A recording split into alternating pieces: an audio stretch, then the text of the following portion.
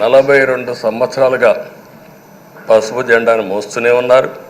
పార్టీని కన్న తల్లిగా భావించే నాయకుడు, పోరాట యోధుడు.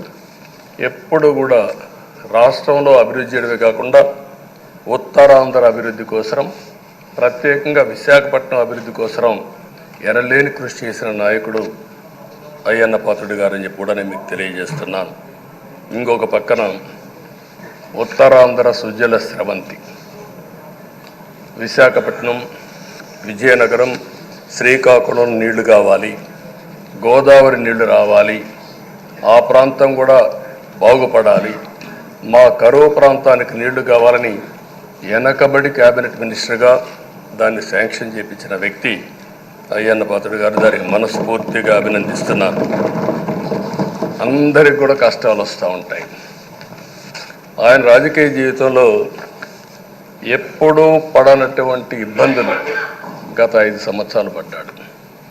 మామూలుగా కూడా కాదు, తన ఇంట్లోకి వందల మంది పోలీసులు పంపించారు, గోడలు పగలగొట్టారు, రాత్రిపూట భయంకరమైన వాతావరణాన్ని క్రియేట్ చేశారు.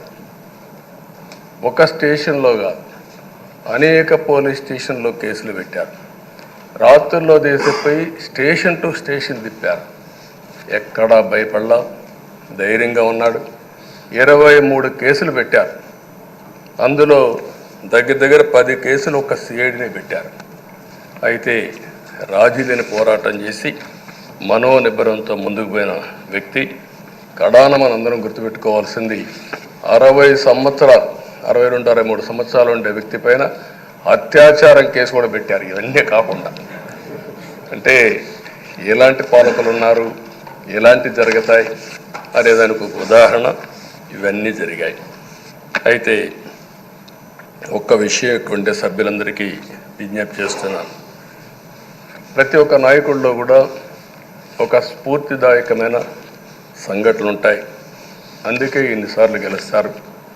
అలాంటి మన అయ్యన్న పాత్రుడు గారిలో ఉండే మంచి పాజిటివ్ పాయింట్స్ అన్నీ కూడా మీరు కూడా ఆలోచించుకోవాల్సిన అవసరం ఉంది. ఒక వ్యక్తి చట్టసభకు రావడం ఒక అరుదైన గౌరవం. ఇది ఒక అవకాశం. కొన్ని లక్షల మందిలో ఆ అవకాశం మనకు వస్తుంది. ఆ అవకాశంతోనే మనం అందరం ఇక్కడికి వచ్చాం.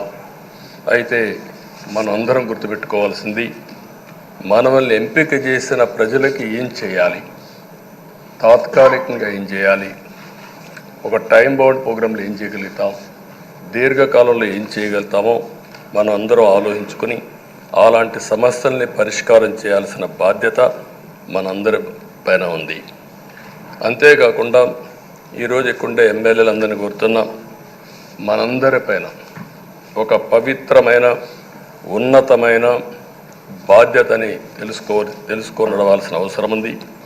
చట్టసభల్లో సభ్యుల ప్రవర్తన, వ్యాఖ్యలు, చర్చలు, మనం ఏదో ఇక్కడ అపోజిషన్ ఉంటే అపోజిషన్కే జవాబుదారితనం, వాళ్ళ మీద మాట్లాడాలనే ఆలోచన కాకుండా మనం మాట్లాడే విషయాలు రాష్ట్రం మొత్తం ప్రజలంతా వాచ్ చేస్తూ ఉంటారు. మీ నియోజకవర్గంలో ఉండే ప్రజానీకం వాచ్ చేస్తారు, రాష్ట్రమంతా వాచ్ చేస్తారు. ఒక సభ్యుడిగా మీరు సమర్థవంతంగా పనిచేస్తే ఎక్కడ లేని గౌరవం వస్తుంది. దానికి మనందరం కృషి చేయాల్సిన అవసరం ఉంది. అయితే ఓసారి బాధేస్తుంది, గడిచిన 5 సంవత్సరాలు